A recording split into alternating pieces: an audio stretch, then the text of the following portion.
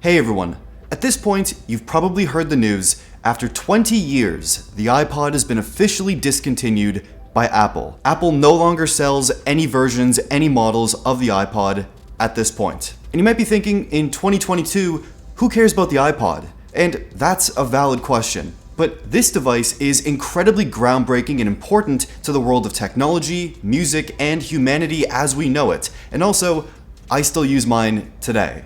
So, let's talk iPod.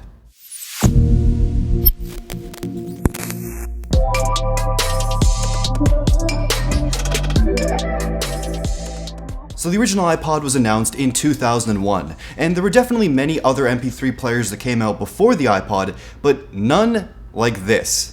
The design of this iPod is absolutely beautiful, and kind of laid the guidelines and framework for future Apple product designs. If you look at this iPod and compare it to the new iPhone 13 Pro, they still kind of look similar. It's minimal, it's clean, it's simple, it really is Apple's design philosophy all put into a single device. Now around this time, there were many MP3 players from a variety of companies out there on the market, as well as of course CD players, Walkmans, and other portable audio devices. Then the iPod came out and pretty much changed the entire industry, promising 1,000 songs in your pocket. And compared to everything else out there on the market, the iPod was just so incredibly polished. And of course those iconic Apple EarPods, which to this day are the least comfortable headphones I've ever worn. They don't stay in, they don't even sound that great, but they became iconic very quickly through advertisements. And when you see people walking down the street with white headphones, chances are they have an iPod. Those earbuds plus the iPod pretty much marketed and sold themselves. The iPod model I have is the second generation version, which is pretty much the same as the first generation, except it has a port cover, 20 gigabytes of space, which is more than the original, and it has a solid scroll wheel versus an actual physical rotating one. I bought this iPod used and I've had it for at least 10 years at this point, and actually had to replace the battery myself because it didn't even last more than a minute. And now it lasts hours.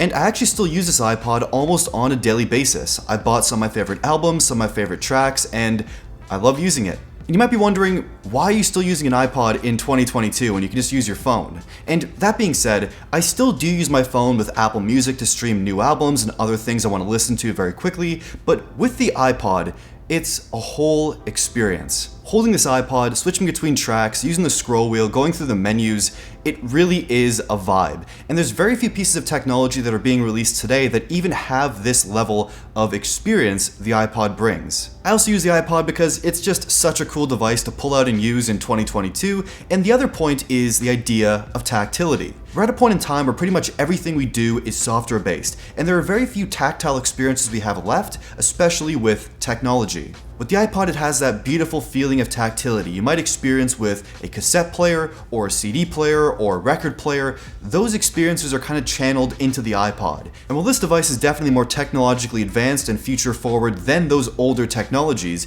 it still kind of has that core feeling of tactility, and that experience is something I don't want to give up. And I'm no audiophile, but music definitely does sound better coming from this iPod. Maybe it's the high quality DAC inside, maybe it's just a placebo effect, or maybe it's just the fact that this is a device that's built specifically for music. When you're using this iPod, you're not distracted by anything else. You put in a track, you put in an album, that's it.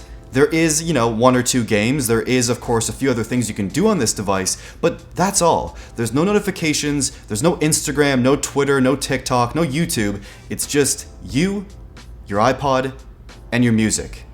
That's it. And that might sound like a bad thing, but it really is a beautiful thing.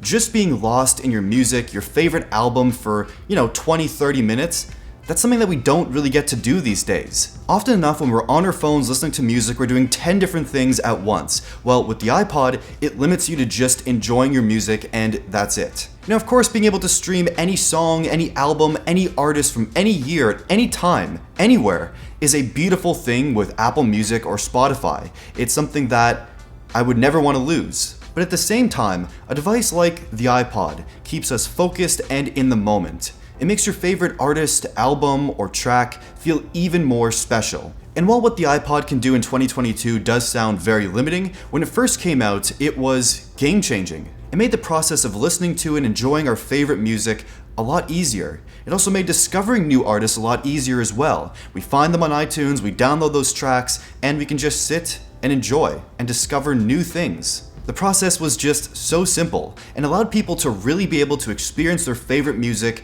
wherever they wanted to. And music is just so important. It's the one thing that's always been there for me throughout my entire life, is being able to listen to some of my favorite tracks in the best moments, the worst moments, and just on the day-to-day.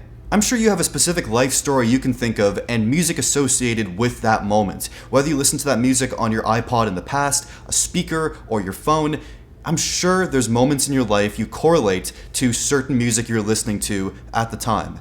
And that's what's so beautiful about music. While a specific album or song might have meaning at a certain time, that meaning can grow and expand over time, becoming even more important in our lives. And for many people, the iPod was that device they listened to those tracks on, and I think that's pretty special. And that leads us to the unfortunate death and end of the iPod.